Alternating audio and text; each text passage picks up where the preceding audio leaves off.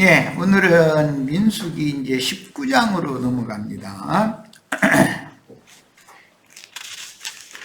자, 19장 자료를 가지고 말씀을 나누겠습니다. 민수기 19장은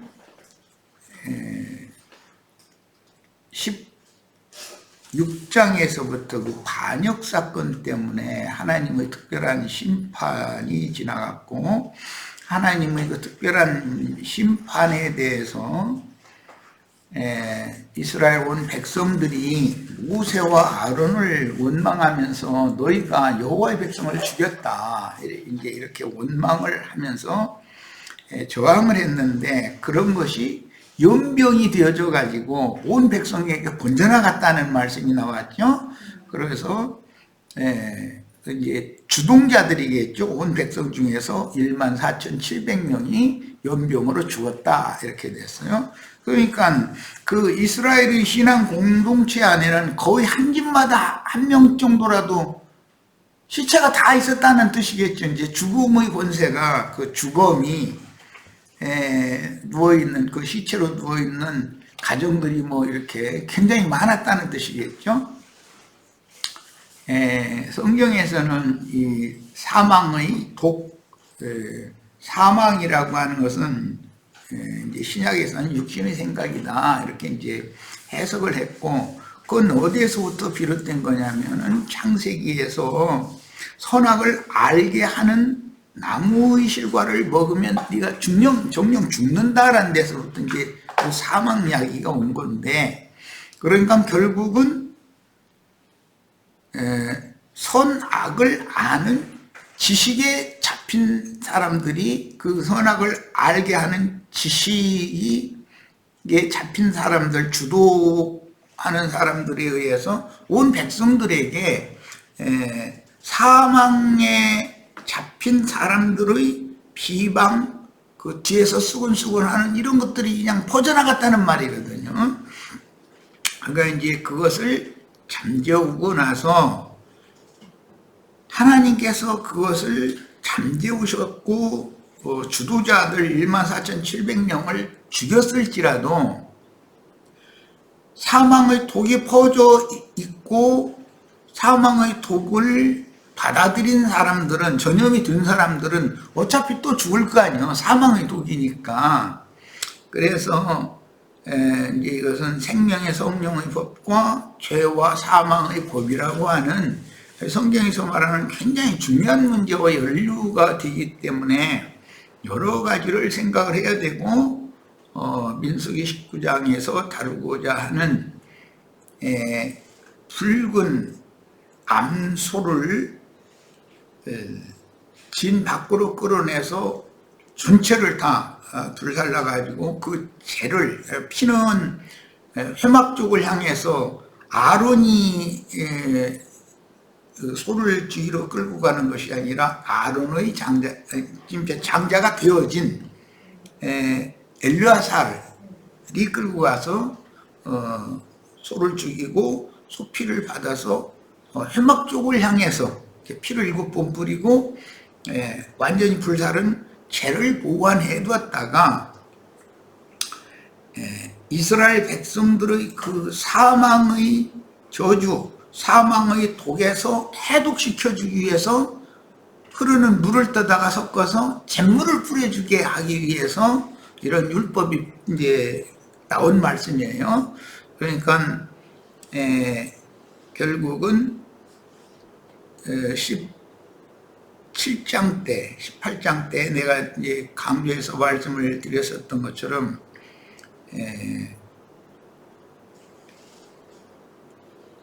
나단과 아비람과 온과 또 고라와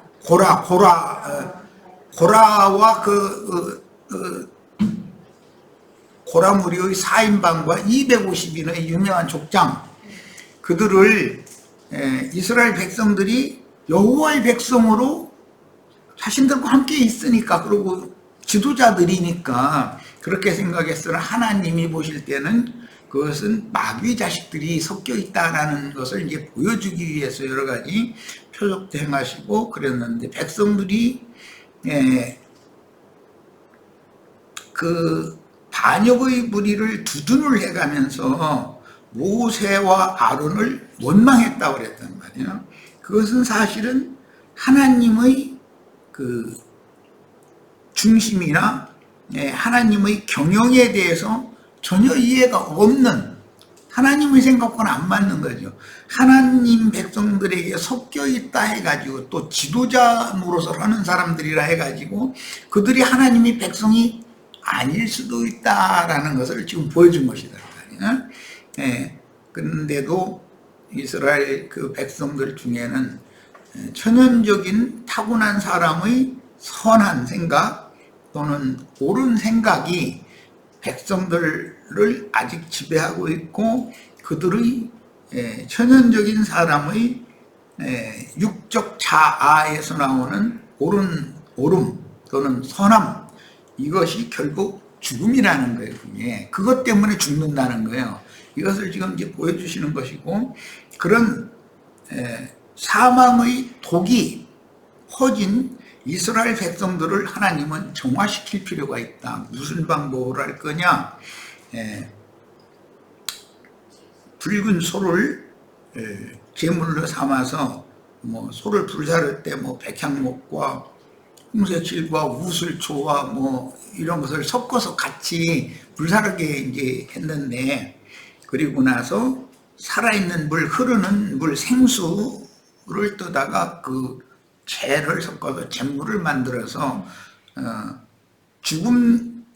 죽임을 당하지 않고 14,700명과 250인과 그 가족들을 제외한 사람들은 살아남아 있는 거잖아요. 지금 광야에. 그들을 정결하게 하고 나서 이 사람들을 데려가겠다. 이제 다음 단계로 데려가겠다. 그런 뜻이다. 그러니까 민수기 18장에서 19장으로 넘어가는 과정에 붉은 송아지를 진영 밖으로 끌어내서 죽이고, 피는 회막족을 향해서 7번 뿌리게 하고, 즉 율법의 저주, 율법 종교체제, 율법 지식 이런 거에 대해서 죽어야 된다는 걸 이제 예표로 보여주는 거예요. 그 밖에서 율법 종교체제 밖에서 율법의 저주로 말미암는 사망의 독이 묻어있고 퍼져나가는 사람들을 정결하게 하는 결례를 행한다. 지금 이런 말이에요. 자, 지금 선으로 한 7, 8분 동안 말씀드린 이 문제를 마음에 잘 담아두시고 성경의 흐름을 잘 이해를 하셔야 돼요. 최근에 뭐 무슨 파자 해석하는 사람들 뭐 이런 그런 사람들이 수도 없이 많아요. 사실은 남한에 몇 명씩들 모여서. 그런데 그런 사람들은 이 성경이라는 하나님의 말씀이니까 어떤 흐름이 있을 거 아니에요. 말씀하시는 어떤 흐름을. 그런데 성경을 이렇게 성경이 성경을 해석하도록 이렇게 성경 자체를 가지고 증거를 하는 것이 아니고, 어떤 한 단어나 한 어떤 글자 하나를 가지고서 그것을 점과 획 이런 것을 전부 다 이렇게 쪼개가지고서 말조말을 그냥 해놓는 거예요. 그럼 처음 듣는 사람이, 야, 이거 굉장하네. 히브리어, 헬라어, 이거 야, 깊은 뜻이 숨어있네. 막 이렇게 듣는단 말이에요. 이게 뭐냐. 뱀이 불분명한 여자에게 접근해서 뱀이 하는 말이 하나님 말씀을 뱀도 다 알고 있었잖아요. 여자를 혼란하게 만들어가지고 여자를 자기 것을 이렇게 취하는 수단이 그런 거라는 거예요. 이런 점에 있어서 꼭 이해를 하시기를 바라요. 그래서 나는 성경을 가르칠 때 성경의 흐름이 굉장히 중요하다. 어떤 사람이 누구와 대화를 하는데 서론이 있고 본론이 있고 결론이 있고 이렇게 흐름을 따라서 말을 하는 거지, 어떤 단어 하나 딱 가지고서 그걸로 그 말 끝내고 이렇게는 않잖아요. 그럴 수도 없는 것이고. 그러니까 절대 흔들림이 없으시기를 바라고, 자, 민수기 18장에서 19장으로 넘어가는 과정에서 모세와 아론은 원망해 가면서 너희가 여호와의 백성을 죽였도다라고 소요를 일으킨 자들 중 아무래도 14,700명이라는 건 그 소요를 일으키는 자들 중에 선동을 앞장서서 했던 자들이겠죠. 긴가민가 하는 사람들을 죽였을 건 아니잖아. 그런데 그래 모세와 아론이도 심했어라는 그런 심증을 백성들이 다 가지고 있는 거예요 지금. 그러니까 사망의 폭이 다 퍼져 있는 거지. 그런데 14,700명 외에는 하나님은 적극적인 그 주동자들 외에는 다 살려가지고 정결케 한 다음에 다음 단계로 이끌어가고 싶다라는 말이란 말이야. 자, 이것을 기본적으로 마음에 잘 담아두시고 자료 말씀을 봅니다. 민수기 19장은 고라와 아비람과 다단과 온과 유면 족장 250인 또 그들의 가족들을 특별한 방법으로 심판하신 후에 백성 중에 번진 연병으로 인해서 이 셈적인 우리나라 사람들도 연병하고 있네. 연병이라는 말을 지금 사죠. 이것은 어떤 악한 질병이 이제 그냥 돌아다닌다, 공기 중에 떠돌아다닌다, 이제 그런 말이죠. 그 연병이라고 그러죠. 그런데 이제 이것은 어떤 시대와 그 당시의 어떤 상황에 맞는 어떤 조류, 흐름이란 말이야. 어떤 영의 흐름이다, 이게.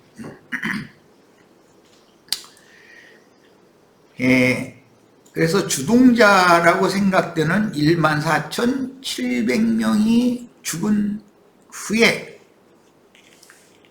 그러니까는 이스라엘 신앙 공동체, 광야에 있는 신앙 공동체 안에는 한 집에 한 명이라도 아니면 몇 집 건너 한 명이라도 다 조상이 난 거예요. 그냥 14,700명이 한꺼번에 죽었으면 다 그들 처리를 해야 될 거 아니에요. 묻고 다 해야 될 거 아니에요. 그런데 율법에 의하면 시체를 만지거나 무덤을 만지면 부정해진다고 그랬으니까 그 부정한 자들을 사망의 독과 연유된 자들을 정결하게 하기 전에는, 즉 이스라엘 진을 깨끗하게 하기 전에는 하나님께서 그 백성들에게 임재하실 수가 없는 것이죠. 그들과 함께 하실 수가 없는 거죠.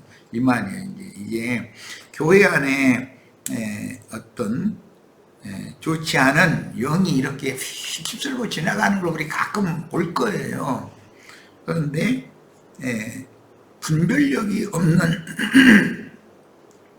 또는 천연적인 인간성이 강한 그런 사람들이 볼 때는 큰 인도자가 너무 심히 하는 거 아닌가, 이렇게 생각할 경우도 많이 있는 거죠. 하나님의 생각과는 다른 생각. 왜? 사람은 이미 혈과 육 속에 죄성이라고 하는 선악을 아는 지식이 사람 속에 흐르고 있기 때문에 사람의 판단으로 저것은 불선한 거야, 저것은 옳지 못한 거야 라고 자기가 신처럼 판단하는 그게 기능이 다 있단 말이야. 그런데 그걸 버리라 그러면은, 그럼 난 시체들에게, 예, 맞아요. 이제 그게 옛사람을 버리란 말이에요. 옛사람이 죽어야 된다는 말인데, 그래서 하나님의 새 생명을 얻어서 새로운 피조물로 나면 사물을 보고 어떤 사건을 보고 판단하는 모든 것들이 하나님과 같아지기 때문에, 이제는 하나님과 같아진다는 것보다 맡기기 때문에 하나님께서 결정하는 것을 무조건, 내 생각이 그럴지라도 하나님의 생각이 그러시면 하나님의 생각을 순종하는 것을 가르침받는 것이 광야교회 생활이란 말이야. 그러니까 사실은 이런 사건을 통해서 하나님은 자기 백성에게 지금 순종을 가르치는 것을 마음에 두고 있다라는 것을 알 수가 있어요. 자, 그러므로 광야길의 이스라엘 신앙 공동체에는 사망의 독이 충만했고 죽음의 세력이라는 건 죄와 사망의 권세라고 그러죠. 로마서에서는 이렇게 말했죠. 그럼 죄와 사망 권세라는 게 뭐죠? 선악을 알게 하는 나무실과를 먹으면 그 독이 퍼지면 죽는 것을 말하는 거니까, 여기서는 죽었다고 할 때 육의 몸이 죽은 걸로 표상적으로 표현했지만 실제로는 그 영이 죽어서 교회 밖으로 튀어나갔다 이런 말이에요. 14,700명이라는 건 영적으로 표현하자면 그렇다는 거예요. 그래서 신앙 공동체를 죽음의 세력이 부정하게 했을 때 정결하게 하여 사망의 세력으로부터, 즉 죄와 사망의 법칙으로부터 남은 백성을 지키실 목적으로, 그러려면 생명의 성령의 새로운 법칙이 남은 이스라엘 백성들 속에서 강력하게 역사되게 해야 되잖아요. 그러니까 생명의 성령, 생명의 성령이라는 말은 흐르는 물에 이 황소의 개를 섞어서 뿌려주는 잿물이단 말이야. 그것은 요한복음 7장 37절 39절 사이에 보면 내가 주는 물을 마시는 자는 그 배에서 생명의 강이 넘쳐나리니 이는 저희가 받을 그 영을 가리켜 말씀하심이라, 이렇게 되어 있어요. 그러니까 예수 그리스도의 구속을 이루신 예수 그리스도의 성령이 잿물이란 말이에요. 성령이 뿌려지면은 사람의 육신의 생각을 영의 생각으로 바꿔놓을 수가 있다라는 거예요. 그러면은 사람이 정결케 되어지는 것이죠. 이런 이치를 말하는 거예요. 그래서 본문에서 중요하게 다루는 사망의 세력인 연병이 급속도로 번진 것은 육신의 생각을 지배하는 악하고 더러운 영이, 그러나 천연적인 사람이 볼 때는 자기가 너무 선한 사람이고 자기의 생각이 너무 옳고, 그런데 천연적인 이런 더럽혀진 육신의 생각을 통해서 죄가, 마귀가 죄라고 하는 인격으로 역사하고 활동을 하는데, 이것이 사망의 독이 퍼진 사람의 상태다 이거예요. 자, 그래서 그 악하고 더러운 영이 백성들의 천연적인 선하고 옳은 생각에 침투하여 하나님의 선과 의를 힘써 대적하게 했다라는 말이에요. 이런 것은 자신은 굉장히 옳고 자신은 너무, 그래도 그렇지 교회를 인도하는 형제가 그 아까운, 더구나 교회에서 앞장서서 인도하는 자들인데 그들을 저렇게 무자비하게 다 이렇게 죽여도 세상 말로 좋게 죽이지 않고서 딱 입을 벌려서 삼키게 만드는 그런 죽음으로 죽게 만들다니, 그럴 수가 있냐, 이런 생각을 말끔하게 씻어내기 전에는 하나님께서 그 부정한 백성들에게, 즉 하나님의 백성들이 거룩하여지기 전에는 거룩한 하나님이 그 더럽혀진 이스라엘 백성들과 함께 할 수 없다, 지금 이 말이란 말이에요. 교회 생활에서 이런 말을 가르치기도 어려울 뿐 아니라 이런 어떤 것을 경험을 할 때 자신의 선한 생각, 옳은 생각이 곧 죄성으로부터 온 것이다라는 것을 인식한다는 건, 이건 쉽지 않은 일입니다. 하나님 특별한 은혜가 필요한 거죠. 자, 그 다음에 사람의 선과 의는 하나님의 선과 의를 얼마든지 힘써서 대적할 수 있다라고 하는 것을 그림으로 보여준 말씀이에요. 그런 더럽혀진 영혼들과 나는 너희와 함께 할 수 없다. 내가 거룩하니 너희도 이제는 거룩하라. 이제 그래서 이제 이 말씀이 이어지는 거예요. 이제 너희가 거룩해지려면 어떻게 하면 돼요? 잿물로 뿌림을 받아서 중독된 것을 전부 씻어내야 된다. 더러운 도끼를 다, 사망의 그 세력을 쫓아내야 된다. 우리 교회를 정화시키는 하나님의 역사에 대해서 이런 말씀을 통해서 깊이 깨달음을 다 받으셔야 되겠어요. 민수기 16장부터 기록된 반역과 반역자들의 심판으로 인해 백성들 중에 모세와 아론에게 위임하신 인도직분에 대한 원망과 불순종의 영이 백성들에게 퍼져나간 연병으로 죽은 자들은 살아남은 백성들의 정신세계를, 육신의 생각을, 사망의라는 것은 신약에서 설명할 때 육신의 생각이라고 그랬어요. 그러니까 선악을 알게 하는 나무 실과를 사람이 먹으면 육신의 생각이 떨어진다 이 말이란 말이에요. 그런 육신의 생각에 떨어졌다는 말은 죄와 사망의 법칙이 그를 사로잡아 버린다 이 말이에요. 그렇게 되면 하나님의 선과 하나님의 의를 이제 힘써 대적하는, 자기가 너무 옳은 거예요. 바울이 사울일 때 그 사울일 때 하던 그렇게 해야 그것이 하나님을 기쁘시게 하는 것이라고는 생각했지, 내가 지금 죄를 짓고 있다는 건 꿈에도 생각을 못했어요.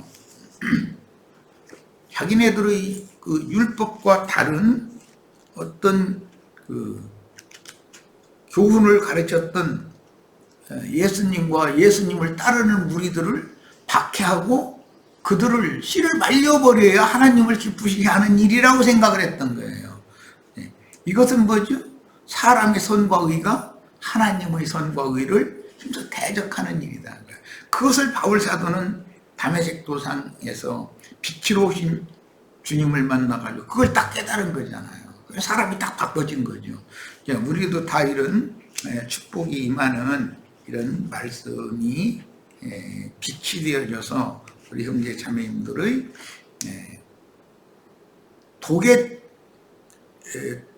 독에 점유된, 중독됐다고 해야 쉽지. 중독된 옛사람의 육적 자아가 하나님 앞에 완전히 처리되어지고 새 영과 새 마음이 임하는 그런 축복이 임해야 되겠어요. 지금 내가 하는 말이 굉장히 사실은 어려운 말을 하고, 이건 생명의 체험에 관한 말이 무슨 교리의 얘기가 아니기 때문에 많은 걸 생각해가면서 들으시기를 바라요. 하나님은 살아남은 자들을 죽음으로 인한 불결, 하나님은 거룩하신 분인데 사망의 독이 충만한 그 무리와 함께 할 수는 없잖아요. 노아의 때 하나님의 신이 육체가 된 자들을 버리고 내가 사람과는 다시 함께하지 않겠다 해가면서 떠나셨다고 했어요. 그러면 육체가 된 사람들과 함께하지 않는다는 뜻은 사망의 독에 점령당한 인간들과 나는 함께할 수 없다. 생명을 부어주실 수 있는 그릇들이 아닌 거예요.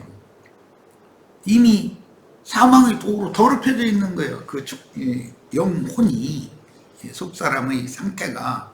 그러니까 그들에게 아무리 노아를 통해서 전도를 해도 노아를 죽이려고만 하고 대적하려고만 하지 노아의 말을 받아들이지를 않잖아요. 그러면은 노아와 함께 하시는 하나님이 백성들을 버리고 방주로, 나는 방주에 들어온 자들과 함께 하려고 떠나실 수밖에 없는 거죠. 이런 이치를 잘 생각하시기를 바라요. 자, 그것은 곧 붉은 암송아지를 진영 밖으로 끌고 가서 죽여서 피를 성소 방향에 뿌리는데, 이제 7번 뿌리는 거, 7번 뿌리는 것은 이제 그 모든 부정, 불결 이런 것들이 완전히 깨끗해질 때까지, 완전해질 때까지 이제 그 말이에요. 7번 뿌리고 제물의 전신을, 그 붉은 손은 내장과 똥과 뭐 모든 것 전체를 다 불살려버리는 거예요. 전신을 불태운 재를 흐르는 물인 생명수에 섞어서 잿물로 남은 백성에게 뿌려서 정결하게 하라는 명령을 내렸습니다. 여기에 나오는 이 잿물 이야기가 말라기서에 나오죠. 내가 더럽혀진 제사장, 레위인, 그들의 가르침을 맹종하는 이스라엘 백성들, 그들을 정결케 하기 위해서 엘리야를 보내서 내 잿물 뿌리겠다 이랬어요. 그게 엘리야가 하는 말은 잿물 뿌리는 말인 것이죠. 하나님이 잿물을 뿌리는 것은 뭐 어떤 사람의 입을 통해서 그 사람의 속 부분을 정결하게 하는 말씀을 전한다는 말인 것이죠. 그렇게 깨끗해진 그릇 속에 예수 그리스도의 진리의 말씀씨를 심어서 거듭나게 하는 거예요. 새 창조로 들어가는 거예요. 자, 교회 시대의 전 기간에 이기는 자로 거룩한 성에 들어갈 권세를 받은 11조 중의 11조, 18장에는 11조 중의 11조를 다뤘죠. 바로 앞에 그 문제를 다룬 민수기 18장에 이어서 이스라엘 백성들은 레위인들에게 11조를 바치고, 그 11조라는 건 첫것, 만물, 첫소산 모든 첫것들이에요. 바치고, 레위인들은 또 그 중에서 10분 일을 아론과 제사장들을 위해서 또 바치는 거예요.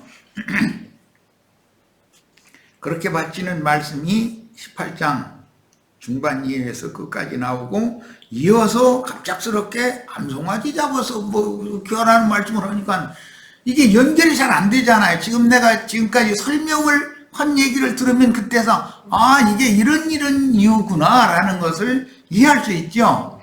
항상 하나님이 전능자가 말씀하시는데 중구난방으로 말씀하실 리는 없잖아. 뭔가를 흐름을 따라서 말씀하시는 것이지. 교회 시대의 전 기간에 이기는 자로 거룩한 성에 들어갈 권세를 받은 11조 중의 11조를 다룬 민수기 18장에 이어서 기록된 사망의 세력을 씻는 여호와의 특별한 율례로서 장자들의 총회에 참여할 이기는 자들과 제외될 자들에 대한 생명과 사망의 율례, 여기서는 내가 이제 구약 성경에 말씀대로 율례라고 그랬는데 신약에는 생명의 성령의 법, 죄와 사망의 법이라고 그랬죠. 법칙이라는 것이 율례다. 이게 통산적이고 당연한 법칙이다. 이제 그런 말이에요. 자, 이제 민수기 19장 1절로부터 4절 본문 말씀으로 들어갑니다. 지금까지 한 30분이 거의 다 됐네 벌써. 나는 이 18장에서 19장으로 연결하는 이 흐름의 말씀에 대해서 마음에 잘 새겨 두셔야 돼요. 이것은 광야교회에서 과거에 이스라엘이 이런 일이 있었던 것은 오늘 우리의 교회 생활을 어떻게 할 것에 대한 거울이 되는 말씀이잖아요. 이게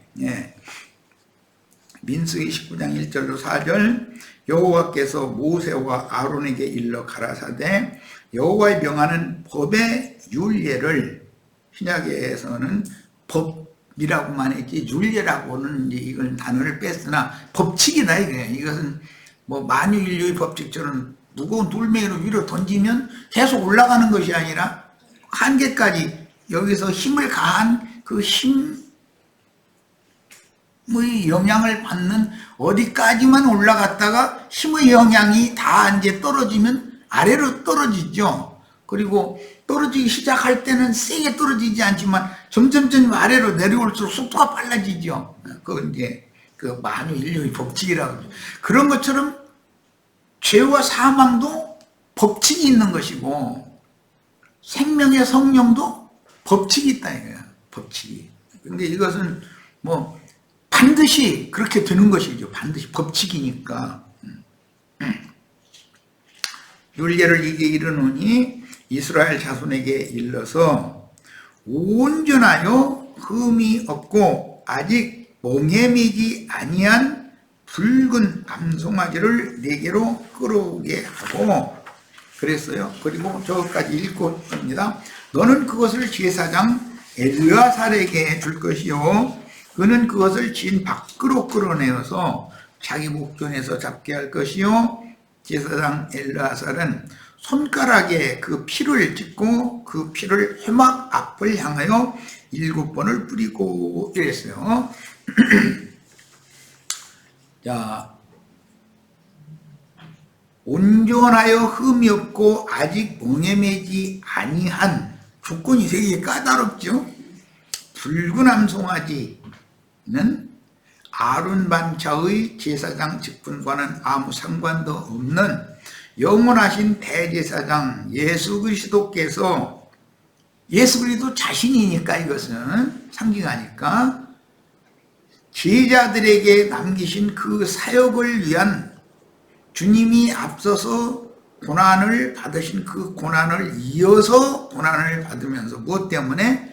복음 전파를 위해서. 그래서 복음과 함께 고난을 받으라고 했던 거예요. 이어서 받으며 증인의 사역을 수행해야 할 그리스도의 종들을 통해서 증거할 전도의 말씀에 흐르는 거룩한 영을 샘물이다, 이렇게 말한다는 거예요. 예수님께서 증거해 주신 말씀이 흐르는 생명수의 말씀이잖아요. 그 말씀에 예수님의 말씀을 이루는 것은 예수님이 죽고 장사되고 그 다음에 부활 승천했다가 재림해서 생명 주는 영으로 제자들에게 이제 부어주는 건데, 그것이 사실은 잼물 뿌리는 거다, 이런 거네요. 말하자면. 예. 그 다음에는 붉은색의, 예. 이 송아지는 황소가 아니라 암소입니다. 황소라는 말은, 그 황소는 숫소를 말하잖아요. 예, 그 히브리인들, 그들의 조상인 셈족, 그들의 조상인 아카드 이 민족은 이 남자라는 개념, 이 남하면 하늘과 같은 개념이에요. 그러면 여자 하면 땅이겠죠, 개념이. 그 셈족의 개념이에요, 이것이. 예, 하나님이 태초에 하늘들과 땅을 창조하셨다, 이렇게 말할 때 거기서도 남자와 여자를 창조하신 것과 같은 개념이에요, 그게. 예, 나라로 말하자면 왕과 백성, 그 다음에 죄인들로 말하면 대제사장과 죄인들, 그 다음에 하나님의 말씀에 대해서 무지한 천민들과 그 선지자의 관계를, 하늘과 땅, 아버지와 자식 관계, 남편과 아내 관계, 하늘과 땅 관계, 이런 개념으로 이해를 한다는 거예요. 그 다음에 붉은색은 진홍같이 붉은 죄성을 상징한다. 그 이사야 선지자가 표현을 그렇게 했죠. 너희 죄가 진홍같이 붉을지라도. 이것은 왜냐하면 짐승이나 죄인된 사람의 생명은 피가 붓잖아요. 그래서 그렇게 표현을 했어요. 이건 죄성을, 육적인 생명, 죄성을 상징하므로 여전히 연약한 육신의 몸을 입은 사람 예수와 제자들은 육신의 모양이나 죄는 없고 거룩하고 온전한 새 사람들의 대표자가 예수님이니까 라는 암시이며, 제자들을 대표하는 게 예수님이죠. 지금 이 붉은 그 암소는 하나님에 대해서 사람으로 왔기 때문에 암소인 거예요. 하나님이 종이지만 그렇게 표현한 거예요. 그 다음에 암컷인 소라는 뜻은 피조물인 사람으로서 중물주 하나님의 동역자들을 대표한다라는 뜻이에요. 그러니까 제자들에게 남은 고난을 맡기고 앞서서 붉은 암소로 구속을 이루는 것이죠. 그런데 예수님의 구속은 유대교 안에서가 아니라 유대교 종교 체제 밖에서, 진영 밖으로 끌고 나가서 죽이는 것이다. 자, 첫 시간 여기까지 해서 잠시 쉬었다가 이어가겠습니다.